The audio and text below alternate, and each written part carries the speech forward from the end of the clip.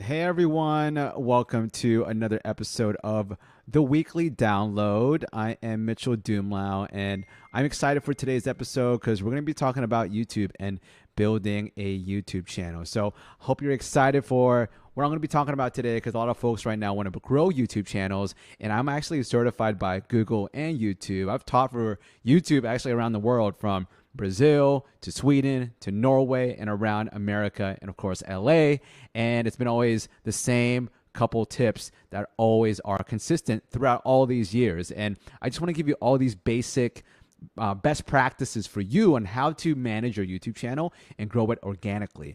And really, the first thing that you should know, and I think this is pretty self-explanatory, is being consistent. So, YouTube channel, it's all about creating content that people are going to be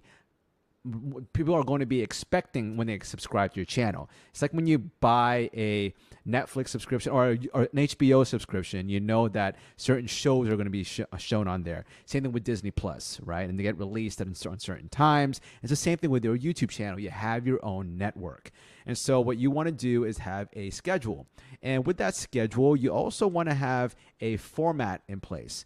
So you want to create a format that people are going to recognize your channel for. Is it how-to videos? Are they unboxing videos? Is it interviews? Whatever it is, figure out what your format is. It's very similar to if you had a podcast, right? So maybe you're doing how-to videos on how to cook food, and then you have interviews with the best chefs, and then you have other videos of you eating food in the park. Whatever it is, it's all about having a program. So again, think about it like you are running your own station, and what on your station are you going to be programming? So it's really important to know this because that's how you're going to create your playlist on your channel.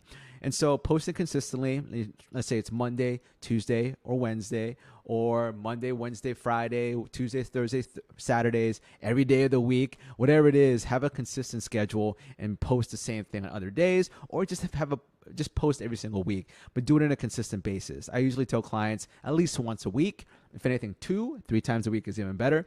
And what you do is that you have this consistency that will get people excited for your next video. And so that's like the basic of all YouTube growth strategies, is to have a schedule and to consistently post. And when you have that schedule, you should have it on your banner. So when people go to your YouTube channel, it's like a website, so you have to make sure that when people land on your website, you have what it's called the above the fold information that's going to get them to do the action that you want them to do. Above the fold means that if you had a newspaper back in the day that was folded in half, that would be the headline that people would see. And so you want to capture someone's attention with that headline on that newspaper. Same thing with the banner. Capture someone's attention by saying what the channel is, what are you going to be posting, what you do, and then to subscribe for your weekly content. So you'll say, Creative Haven, we help people grow their brands online through video content. Subscribe for weekly videos on video content strategy, Mondays and Tuesdays, something like that. And from there, you have a marketing banner just for anyone who lands on your page. And it's a really great way to get people to know and subscribe to your channel without them having to scroll and see and watch each one of your videos, right? And so now you have your schedule, and now you have your banner. And then it's all about your title, description, and your tags. So your title has to be captivating enough so that people can read it and don't have to think twice about pushing the button, right? It's the whole idea of being a scroll stopper. You have to be pattern interrupting sentence or question in your title. It's very similar to news headlines. It's very similar to subjects on an email, very similar to landing page headlines. A title on your YouTube video is all about capturing someone's attention, okay? And so it could be a question, it could be a provocative statement, it can be something silly, whatever it is. Have a very captivating title, and with that, have a captivating YouTube thumbnail. Now, the thumbnail is important as well because you want to grab someone's attention in a sea of thumbnails. It's like when you go through Instagram, all you see is pictures and videos. You have to capture someone's attention with your thumbnail. And so best practice is always using people's faces. Like you can see someone's face, wide, saying a goofy face, mouth open, smiling, eyes wide open, and then of course bright colors, and then having text to tell the people what the video is all about. Now, it depends on your brand. If you want to keep it nice and chill and very incognito or just classy, you can have it where it's just a classy photo of your product and it says, I don't know, how to make bean curry. I don't know. I just made that up. Anyways, it all depends on your branding, but these are just the best practices and what's been very popular on YouTube when it comes to thumbnails. Okay. And always remember, don't be a clickbaity thumbnail. Okay. Don't have an alligator biting a baby's head and then it's all about cooking tortillas. Just make sure that you have a very provocative and interesting and eye-catching thumbnail, but it's also related to your video. Okay. At the same time with your title, don't be clickbaity. Have the title be also very interesting and eye-catching, but at the same time, let it reflect what's on the video. Now, for SEO purposes, the keywords that you want your video to be discovered by is very important as well. So if you have a video about cooking tortillas, you want to have one of your keywords to be tortillas, and the long tail keyword or query would be how to cook tortillas. And so if you have a video about that, you want to have how to cook tortillas, or at least tortillas, in your title, description, and in your tags. When you upload a video, you have an option to have to upload tags. And so tags are like hashtags. Okay. So have the keywords that you want in the title, description, and also in the tags. Now, when it comes to the description, it's another place for SEO, and you can actually add up to 3 hashtags so people can discover your video. So again, use this portion to have your keywords, and that way you maximize the chance for your video to be discovered by that keyword. Okay. And so your description, you can do many things in your description. You can have people go to your other website, subscribe to your channel, add social links. This is an opportunity for you to actually have somebody look into your description and have multiple CTAs so that you can point them towards different directions. Like, subscribe to my channel, sign up for my newsletter, go on this product page and buy this, free coupon here, free lead magnet here, whatever it is, use this section to do that, but also describe what your video is all about. It's like a blog post. The title of your video is the title, and then your blog post is in your description. And then after that, you have your tags. You can use different types of tags in order for you to get discovered. And you can use TubeBuddy or vidIQ to give you some related search terms and keywords that are popular. And that's why I use that a lot, because it gives you the opportunity to see tags and queries that you never thought about but are trending right now. And so what's really important about having a video with these components is that you want people to discover your video, because it also be on Google. So YouTube is owned by Google. So when people search on Google, everything you will see YouTube videos pop up on a Google search. So the description that you have, the title, and the tags that you have will also show up on Google. So it's very important, if you're using these YouTube videos as a top of funnel strategy, to entice people to look at your video and then eventually go on your website or your Amazon store or or set up a call with you for your services, right? And then another way to make sure that people watch your video is that you want to have a captivating first 5 seconds or a montage. I was watching actually a few documentaries on Netflix recently, and all the documentaries have this, and you'll notice this now. They'll front load the first 2-3 minutes, sometimes just 1 minute or 30 seconds, with what the whole documentary series is all about. It's a huge montage. The reason why they do that is because people's attention spans are very low these days, and so with all these short attention spans, you need to show people what the video is all about in the first 5 seconds before they skip. Okay, so you want to have either a montage, or you want to have some kind of eye-catching image, like you burning a book or posing a question or doing something in the beginning that will keep their attention. All right, don't just have a logo animation for 5 seconds. You wasted a lot of time. You really want to just go into the meat of things in the first 5 seconds, or have a montage or a preview of what's to come. Okay. Now, another thing you can do to really get people to watch videos on your channel more often and to increase your watch time is to use cards and end screens. Now, I mentioned watch time because watch time is very important for the discoverability of your videos and your channel.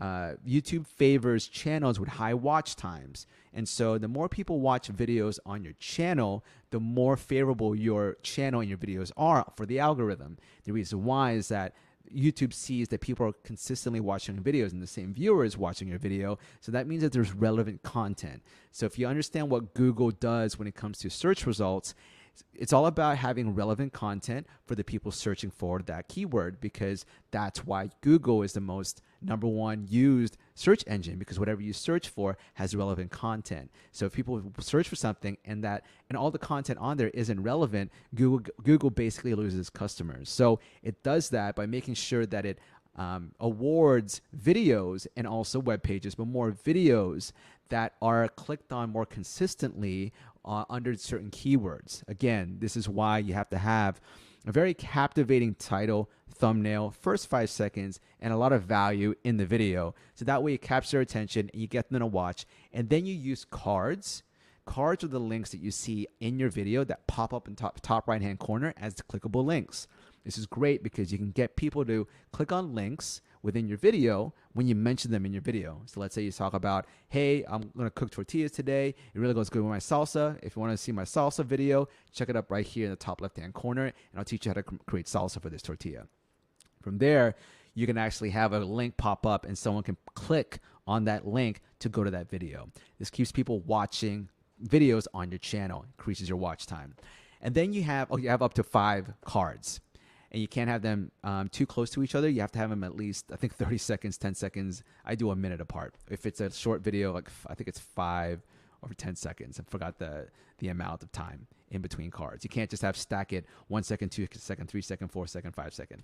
So other than cards, you also have end screens. End screens are very important because when people are done watching your videos, you should be telling them where to go next, and it should be your next video, or else you're going to be shown your competitors' video or another video on another channel, and then you lose your watch time, you lose your prospect, you lose your viewer, you lose your subscriber. So you want to have an end screen that's going to tell people the next video that they should watch and also to subscribe to your channel.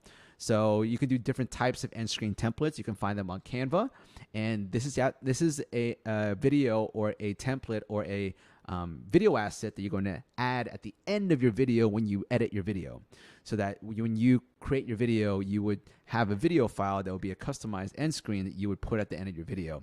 And the best places to get it for free is canva.com. And then, of course, you have playlists. So the playlists are a really great way to curate other content and also fill up your channel. If you start out and you only have 3 videos and you're asking people to subscribe and you only post once a week, people don't really see the value in that because your channel is basically dead.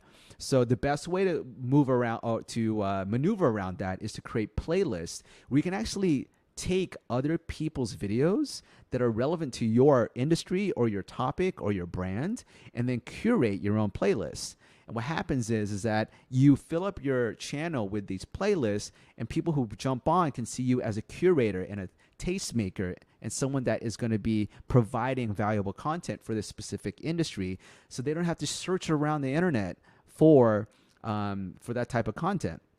So you become a tastemaker. It's very similar to people who have meme websites or a blog that curates other news reports and articles. So it's all about making sure that you fill up your YouTube channel so it looks like it's a full active channel, so people will subscribe and know that you will be posting consistent content, even if it is other people's content. At least you did the hard work to find the content that they're looking for. Okay, and also you use playlists for your own content, because when you have a playlist, you can share the playlist with people, and sometimes when people click on that video, the next recommended videos after that are the videos on your playlist rather than another video. So that way it auto plays to all the videos on your channel, increases your watch time, and makes it more favorable for your channel and your videos on the algorithm, so people see it on their feeds. Okay. And another way to really grow your channel is to look at the current trends on YouTube or social media or online or in the current political landscape or just pop culture. And it's using these trending topics as a way for you to create videos so that when people are searching about these topics, they either find your video or you become a video that's the next recommended video for a very popular video. So let's say that's why a lot of people do parodies or reaction videos or cover songs, because what happens is that if you do a cover song to a Taylor Swift song that really becomes popular, then you could become the next recommended video. Just determines on how good your cover song is, right? And so that's a really great way to really become the next recommended video, or at least show up in the search results when people are searching for trending topics.